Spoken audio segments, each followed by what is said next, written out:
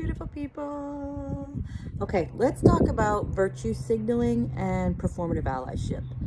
These are two really major roadblocks for people who are doing inclusion work in their business and their leadership, and I get it. I get why it's freaky deaky.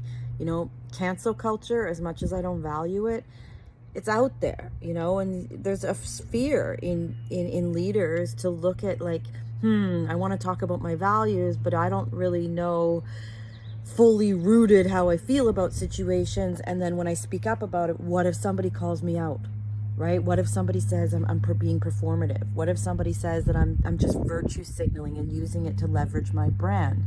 And the thing I say about that is it could happen. Yes, it might, but you've got to move through that fear. Because as long as you stay on this side of not saying anything, we're not creating change out here, right? We're just staying silent about our values and we're not actually doing the real work.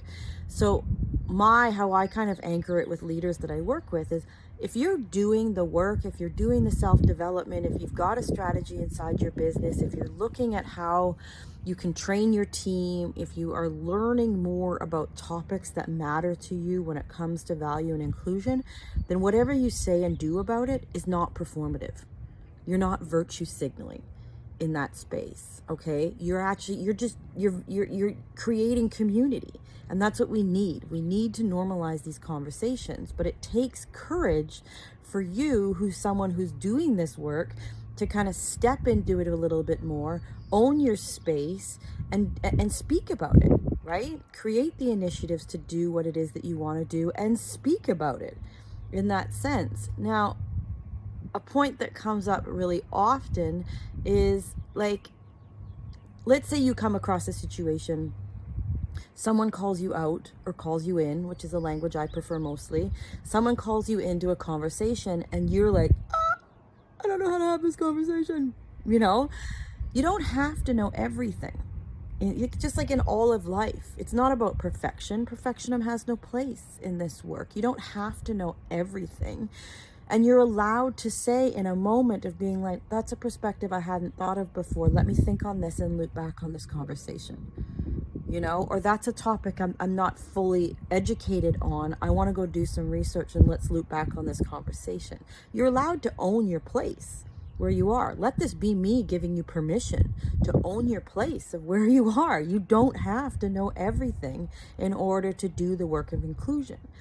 But as long as, again, I go back to this, as long as we're staying silent and not sharing our values and not expressing, let's say something happens in the globe that makes us feel rage or make us feel frustrated because there's so much inequity out there, if we're not talking about it, we're not normalizing it. And I guarantee there are people in your community who want to be having these conversations, who are looking at you as the business leader or the team leader in your organization. They want to have these conversations. And are they going to be tidy and perfect? No, they're going to be messy, right? So you normalize the sense that these conversations can be messy, but they still have value, right? They still have absolute value. And, haters going to hate.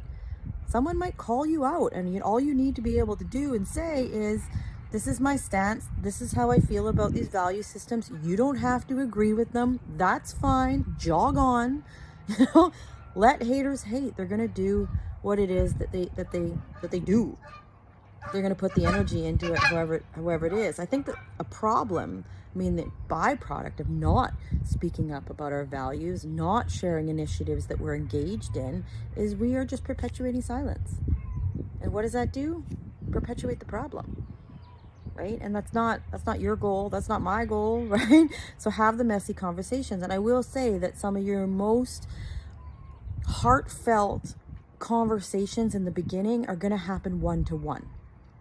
With a friend, with a teammate, with a coworker, inside your DEI committee, inside your ERGs, whatever they might be.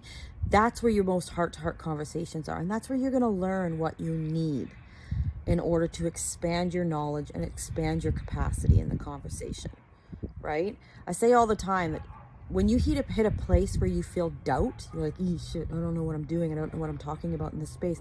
If you hit a place where you need doubt, use that as a gorgeous flag that says, oh, this is an area I need more information. You know, run a little side notes in your phone of being like, let's say you want to talk about gender equity, but you're not super confident to talk about gender equity. Well, write a little note in your phone and the little notes app or whatever it is you use to just to spend some time idly looking into gender equity, learning about the language, learning about, if you're a statistics person, about the statistics that are out there. If you're, you know, you like stories, look for stories of people who have experienced gender inequity and people who have experienced gender equity. Learn from these moments. You know, it's easy for us to kind of sit on our phone and flip and flip and flip. We're standing at the bank lineup, we're doing whatever it is we do. It's easy for us to kind of be idle in what we do at that time, but it's also just as easy to go back to that note page or that note thing that you have and be like, oh, I wanted to know more about that. Bam, pop that into Google, and while you're standing in the bank lineup, you're reading a story, you're reading a blog, you know, you're looking for a podcast on the topic, whatever it may be. Use your time intentionally. That's inclusion. That's inclusion with intention. And that's how it kind of trickles into our life at all these different stages. It increases our confidence to have the conversations. And in that, you're becoming a stronger leader, a stronger business owner, being able to carry these conversations forward, not just inside your community, but across the dinner table, right? And then you get to share the stories of conversations you had across the dinner table with your community, which is inspiring other people to do the same thing.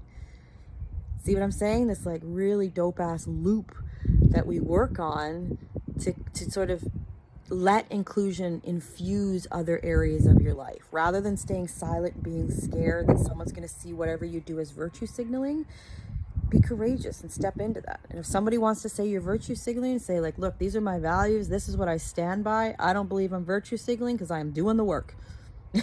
Own that. You're allowed to own that, you know, and just be proud of the work that you do in that sense. So have a little think on that. Open your little notes app, title it whatever you want to title it. Shit, I want to know, you know, and just kind of be intentional.